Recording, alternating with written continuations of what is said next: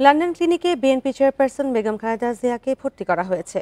সেখানে professor John Patrick কেনেডির তত্ত্বাবধানে শুরু হয়েছে তার চিকিৎসা। বিষয়টি নিশ্চিত করেছেন বেগম খালেদা জিয়ার ব্যক্তিগত চিকিৎসক অধ্যাপক doctor AZM Zahid Hossain. London থেকে সাংবাদিকদের তিনি জানান, খালেদা জিয়ার বাংলাদেশে যে চিকিৎসা হয়েছে তার ভূয়সী প্রশংসা করেছে লন্ডন ক্লিনিকের চিকিৎসকরা। এখন বাংলাদেশে যেসব পরীক্ষা ও চিকিৎসা সম্ভব হয়নি তা করা হবে। পরবর্তীতে মেডিকেল বোর্ডের সিদ্ধান্ত অনুযায়ী পদক্ষেপ নেওয়া হবে। পরে এক প্রশ্নের জবাবে ডক্টর AZM জাহিদ হোসেন বলেন, দীর্ঘ যাত্রার পরও বেগম খালেদা জিয়ার শারীরিক অবস্থা স্থিতিশীল রয়েছে। চিকিৎসকরা যতদিন প্রয়োজন মনে করবেন ততদিন ক্লিনিকেই ভর্তি থাকবেন। ক্লিনিকের চিকিৎসকেরা ছুটি দিলে বিএনপি চেয়ারপারসন কিছুদিন বড় ছেলে তারেক রহমানের বাসায় বিশ্রাম নিতে যাবেন। সেখানেও তাকে ফলো আপে রাখা হবে।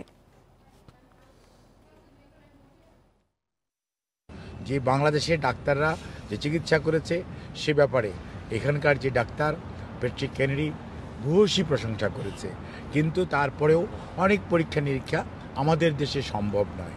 সেজন্যই কিন্তু ওনাকে বাংলাদেশ থেকে এখানে আনা। উনি আলহামদুলিল্লাহ এত লম্বা জার্নি করে আসার পর উনি স্ট্যাবল আছে।